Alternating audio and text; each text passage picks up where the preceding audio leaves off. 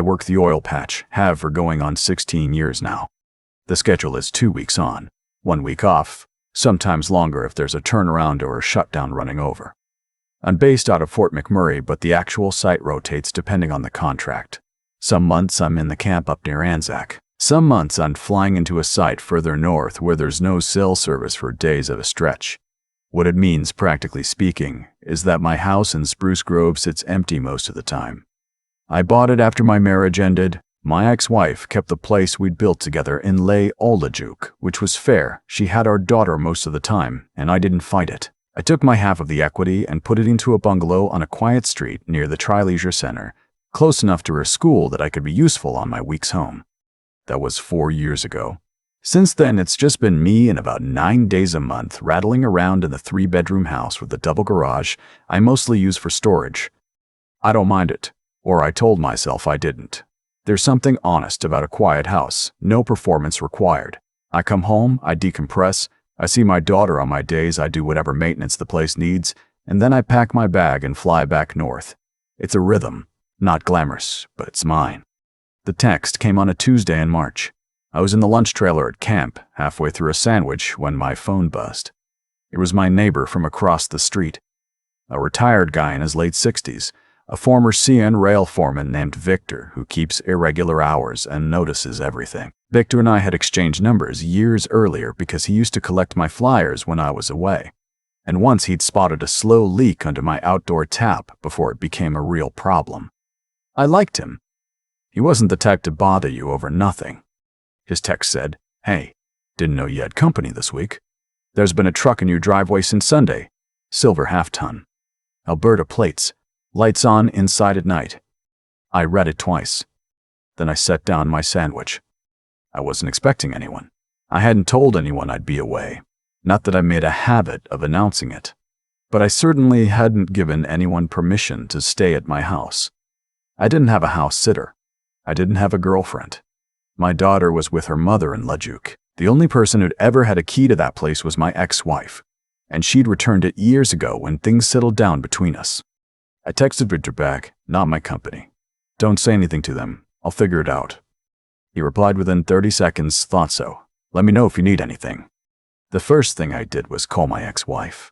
Not because I suspected her. I didn't, not for a second, but because she was the only other person whose name appeared on any paperwork connected to that property, and I wanted to be thorough. She answered on the second ring, already sounding defensive because I never called it lunch unless something was wrong. I told her when Victor had said. There was a pause. Then she said, "That's strange. You changed the locks when you moved in, right?" I had. Or I thought I had. When I bought the house, I'd had a locksmith come out and rekey everything. I remembered writing the check. I remembered the locksmith. Young guy, came from a shop on Century Road, testing each door afterward. But as I sat there in the lunch trailer, something nagged at me. When I'd moved in, I'd also had a contractor come through to look at the basement bathroom. There'd been some moisture issues, and I'd gotten quotes from 3 different companies. One of them, the one I'd ultimately hired, had spent about 2 hours down there. His name was on a work order somewhere in my filing cabinet. He'd been professional, thorough, done good work. I hadn't thought about him since. I told my ex-wife I'd handle it and hung up. I called the RCMP detachment that covers Spruce Grove. The officer I spoke to was patient with me, but her message was essentially the same one I'd heard people describe in situations like this. Without clear evidence of forced entry, without being able to prove the person inside didn't have legitimate authorization. A copy of a key, a verbal agreement I'd supposedly made. It was complicated. She said they could do a wellness check, send someone by to knock on the door and identify whoever was there, but that if the person claimed to have permission, there wasn't much they could do on the spot. I said, "Please do the wellness check." She called me back 40 minutes later. Whoever was inside had not answered the door. The truck was still in the driveway. The responding officer had knocked several times, looked in the windows of the garage, saw my boxes, my tools, my chest freezer, and then left a card in the door. The truck was still there the next morning when Victor texted me again. I had 5 days left on my rotation. 5 days of sitting in northern Alberta knowing someone was sleeping in my house, eating at my table, using my utilities, and I had no idea who it was or how they'd gotten in. I'm not normally an anxious person. You can't be in this industry. You learn to compartmentalize. You do your job, you manage your hazards, you go home. But there's something about your home being violated that doesn't respond to that kind of logic. It's not like a problem you can run a toolbox talk on. It just sits in your chest. I started going through possibilities. The contractor from the basement bathroom, he'd been in the house, but he hadn't had unsupervised access to the keys. I'd been home the whole time he was there. A former co-worker had helped me move some furniture in during my first month in the house, but he'd never had a key. I'd had a plumber in twice, both times while I was home. Then I thought about the garage code. When I moved in, the garage door opener had an entry keypad on the outside, and it connected to a door from the garage into the mudroom. A door I'd always assumed was just an interior door, not an actual point of entry. But that door didn't have a deadbolt. It had the original builder's knob lock, the kind that comes standard on new construction and that any determined person could manipulate. And the garage code, I never changed it. It was still the factory default sequence that had been written on a sticker inside the garage door manual, which I'd left sitting in a kitchen drawer. I spent a lot of time staring at the ceiling of my bunk in the camp that night. When I finally got home, drove straight from the airport, didn't stop. The truck was gone. The house looked normal from the outside. Victor had been keeping watch and told me the truck had left the morning of my last day away, as if whoever was inside had somehow known I was coming back. I stood in my mudroom for a full minute before I moved. Then I started walking through the house. In the kitchen, 2 mugs in the drying rack that weren't mine. A brand of instant coffee I'd never bought. A half-eaten sleeve of crackers from a grocery chain I didn't shop at. There wasn't even one near my house. The nearest was in Stony Plain. In the living room, my couch had been moved about 8 inches from the wall, and the floor lamp in the corner was pointed differently than I kept it. One of the dining chairs was at a slight angle, as though someone had sat in it and not pushed it back. In the main bathroom, the hand soap dispenser was nearly empty. I buy the big refill bottles, and I'd filled it myself maybe 3 weeks earlier. The guest bedroom had been slept in. I could tell even though the duvet had been replaced on the bed because it was tucked differently than I do it. I keep a specific habit with the fold at the top. Old muscle memory from years of shared accommodation at work camps. This was tucked straight across, no fold. Nothing was broken. Nothing was stolen. Whoever had been here had been careful. That in some ways made it worse. I called the locksmith that afternoon. Had every exterior lock replaced, including the knob lock on the mudroom door, which I also had fitted with a proper deadbolt. I changed the garage keypad code to a 12-digit sequence I wasn't going to write down anywhere. I called the garage door company and asked about disabling the old code entirely and issuing a new one through their system. They walked me through it on the phone. Then I called my ex-wife's contractor, not the basement bathroom guy, but a general contractor she'd used for a renovation the year before, who she trusted and who owed me nothing. I had him come over and walk the house with me. I wanted someone else's eyes on it, someone who wouldn't talk himself out of what he was seeing. He noticed what I'd noticed and a few things I hadn't. A faint grease mark on the inside of the garage door, about shoulder height, like someone had leaned against it repeatedly while working. A small dent in the baseboard heater in the guest room, recent looking, and a grocery bag under the guest bed, folded flat, from that same store in Stony Plain. There had been more than one person here. I didn't know yet how many. I didn't know yet who. But I knew the garage code was the entry point, and I knew that whoever this was had done this before. Possibly more than once. They'd known the house. They'd known my schedule well enough to clear out before I returned. That second point was what I kept coming back to. My schedule isn't public. I don't post it anywhere. My rotation dates are in emails between me and my camp supervisor and the scheduling system my company uses, and occasionally in texts to my ex-wife when we're coordinating days with our daughter. That's it. Whoever had been in my house had known, with enough reliability to make reservations for other people, approximately when I'd be away and for how long. I sat with that for a week. I went back to work. I came home again. I'd set up a camera, just a single blink unit I bought at Canadian Tire, nothing fancy, pointed at the garage door from inside my truck, which I parked across the street at Victor's suggestion. The truck in the driveway would be gone. Anyone returning would see what looked like an empty house. Nothing happened that rotation. The one after that, I added 2 more cameras. One inside the garage pointed at the mudroom door, one in the entryway. I upgraded to a system that stored footage to a local drive, not just the cloud, and I tested it twice before I left. 3 days into my rotation, the camera in the garage caught someone entering through the mudroom door. He'd used a key, which meant the locks I'd had changed. The new locks had been copied.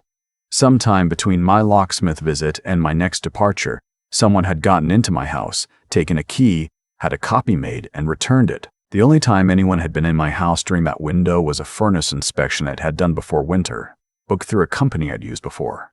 Routine annual maintenance. The technician had been alone in my basement for about 40 minutes. I had the man on camera now. I watched the footage on my phone in the camp lunch trailer, same place I'd been sitting when Victor's first text came in. He was in his 30s, medium build, wearing a gray hoodie. He moved through my house like he knew it, went straight to the guest room, turned on the lamp, made a phone call. I forwarded everything to the RCMP. This time, with footage, with a clear image of someone who'd entered without my presence or permission. The conversation was different. What the investigation eventually pieced together, and this took several weeks and involved more patience than I knew I had, was that the technician from the furnace company had been doing this for at least 2 years. He had a list of clients who worked in oil and gas, healthcare, long-haul trucking, people with predictable documented absences. He got the schedules partly from overhearing conversations during service calls, partly from social media, partly from a contact at the scheduling company his employer used to book appointments. Clients tended to book their furnace inspections right before heading out, or mentioned upcoming travel in casual conversation. He remembered it all. He cross-referenced. He knew who would be gone and for roughly how long. He was subletting the properties, cash only. He had a rotating list of contacts, mostly people in the city short-term for work, students between apartments, a few people who needed accommodation they couldn't get through normal channels for reasons I was never fully told. He charged them anywhere from $600 to $1,000 a week. My house had been used at least 4 times. He'd made somewhere in the range of $18,000 off properties he didn't own, including mine. He was charged with break and enter, fraud, and several related offenses. His employer fired him and cooperated fully with the investigation. There were 4 other homeowners in similar situations, and as far as I know, the cases all moved forward together. I never got the money back. There wasn't money to get. He'd spent it. What I did eventually receive, after everything concluded, was a formal statement of restitution included in the sentencing terms, which my lawyer told me would be difficult to collect, and which I've largely stopped thinking about. What I actually took from all of this, the thing I carry around now, is a different relationship to the details. I change my locks every 2 years now, not when something prompts me to. I installed proper deadbolts on every interior to garage door in the house. I don't make small talk about my schedule with anyone who comes in for a service call. If they ask, I say I keep irregular hours and leave it at that. I pay closer attention to my utility bills, hydro, gas, and I've set up alerts for anything that spikes more than 15% month over month. My daughter thinks I've become paranoid. Maybe.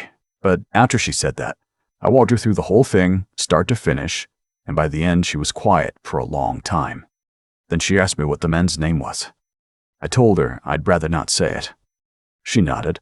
She understood, I think, that some things you don't need to carry around by name. Victor still lives across the street. He still collects my flyers when I'm on rotation. And last summer, I helped him build a new gate for his backyard. I owe him more than that, honestly. The first text he sent me cost him nothing. What it gave me back was harder to put a number on. I still fly north. I still sit in the lunch trailer. I still drive home on the weeks I'm allowed to. But now, when I pull into the driveway, I check the app before I turn off the engine. Every time. Force of habit. The kind you develop not because something might happen, but because you've already learned what happens when you assume it won't. I think about the furnace technician sometimes, not with anger anymore. That faded faster than I expected. What I think about is the math of it. The calculation he must have made.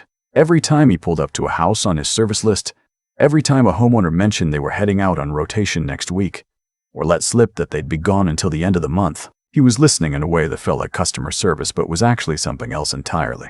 He was collecting. And the people he collected from me included never thought to guard that information because we'd been taught somewhere along the way that trust is the default, that a man with a work order in a company van is just a man with a work order in a company van.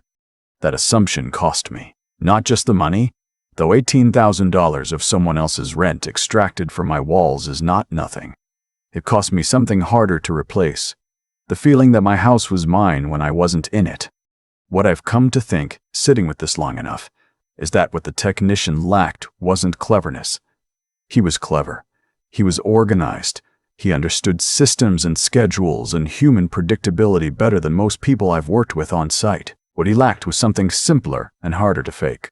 Basic decency. The kind that shows up not when it's convenient but when no one's watching. He had every opportunity to look at what he was doing and stop. He kept going. That choice made over and over again across 2 years and 5 households is what defines him. Not his intelligence, not his scheme. The choice. And Victor, a retired railman who keeps irregular hours and noticed a silver truck that wasn't supposed to be there, made a different kind of choice. He sent a text. He didn't have to. He could have assumed it was a friend of mine, could have minded his own business, in the way that's perfectly socially acceptable in any Canadian suburb. Instead, he paid attention, and then he acted on what he saw. That's not a small thing. That's actually a fairly rare thing, dress up in ordinary clothes. I think about what I did differently afterward. The cameras. The lock changes. The utility alerts. The habit of saying less to service workers about where I'm going and when. People have called that paranoid. I've stopped defending it. There's a version of caution that comes from fear, and a version that comes from understanding how things actually work. I'd rather have the second kind. It took longer to develop, and it costs more to learn, but it belongs to me now in a way that the naive version never really did. My daughter asked me once if I was angry at myself for not catching it sooner. I told her no, and I meant it. You can't protect against what you haven't yet learned to see. What you can do, once you've seen it, is refuse to look away. You change the lock. You add the camera. You call the right people and you follow through even when the system is slow and frustrating and offers no guarantees. You keep going. That persistence, the unglamorous kind, the kind that doesn't make for a good story but gets things done. That's the part I'm most glad I've found in myself. Victor still waves when I pull into the driveway. I always wave back. Some things don't need more words than that.